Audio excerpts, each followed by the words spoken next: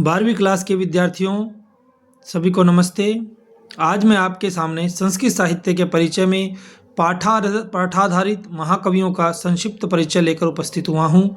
इसमें दूसरे नंबर पर भवभूति जी का वर्णन आता है, तो आप इसको ध्यानपूर्वक श्रवण करना और मेरे चैनल को लाइक करें, सब्सक्राइब करें और कमेंट करें आपको जो भी पाठ्य सामग्री चाहिए। तो दूसरे नंबर पर हम चलते हैं, भवभूति जी के बारे में बताते हैं। भवभूते संबंधाद भूधर भूरेव भारती भांति एतत्कृत कारुण्य किमंथा रोदिति ग्रावा। अब इनके बारे में सुनते हैं। संस्कृत साहित्य के नाट्यकारों में महाकवि कालिदास के बाद महाकवि भवभूति का नाम विशेष आदर के साथ लिया जाता है। इनके पिता का नाम नीलकंठ और माता का नाम जतुकर्णी था। इनके गुरु का नाम ज्ञाननिधि था। इनका समय 8वीं शताब्दी का पूर्वार्ध माना जाता है। रचनाएं कौन कौन सी हैं इनकी? मालती माधव, महावीर चरित और उत्तराम चरित।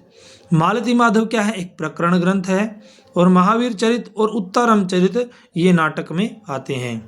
मालती माधव के बारे में सुनते हैं। इसमें 10 अंक हैं और ये प्रकरण की श्रेणी में आता है। इसकी कथा वस्तु क्या है? कवि की कल्पना पर आधारित है। इस प्रकरण में मालती तथा माधव का प्रेम प्रसंग बड़े सुंदर ढंग से चित्रित किया गया है। महावीर चरित के बारे में सुनते हैं। यह राम कथा पर आधारित 6 अंकों का नाटक है। इसमें भवभूति ने राम को आदर्श रूप में दिखलाने के उद्देश्य से उसके अनेक दोषों को विभिन्न रूपों में प्रस्तुत किया है।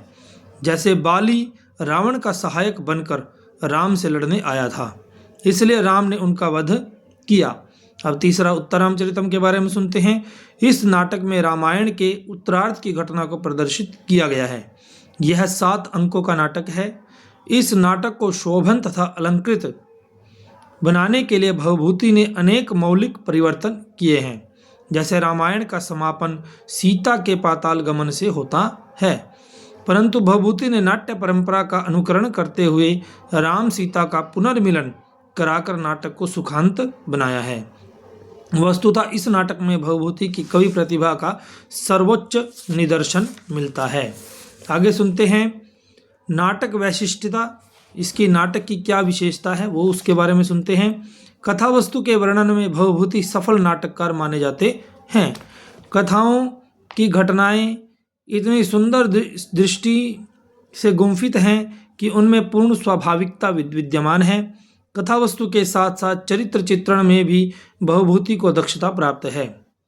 इनके संबंध में कारुण्यम भवभूति रेव तनुते की सूक्ति संस्कृत जगत में विख्यात है। इससे स्पष्ट है कि इनका प्रिय रस करुणा है। इनका करुण रस अत्यंत गंभीर तथा मर्मस्पर्शी है। उन्हीं की स्वीकारोक्ति के अनुसार वह पुटपाक के समान है, जो ऊपर से तो पंकलिप्त होने से नितांत शांत, परंतु भीतर ही भीतर तीव्र अंतर्वेदना से उत्तप्त होता रहता है। इनकी भाषा शैली कैसी है ये सुनते हैं। भाषा पर इनका असाधारण अधिकार है। इनकी भाषा सबल, सुस्पष्ट, संपुष्ट तथा परिष्कृत है। ये भाव एवं प्रसंग के अनुकूल सरल से सरल और कठिन से कठिन शब्दावली का अत्यंत दक्षता के साथ प्रयोग करते हैं। सभी से आशा करता हूं कि सभी मेरे द्वारा बनाई गई इस वीडियो का लाभ उठाएंगे और अपने 12वीं कक्षा के जो संस्कृत का एग्ज़ाम है उसमें अच्छे से नंबर लेंगे। सभी को नमस्ते।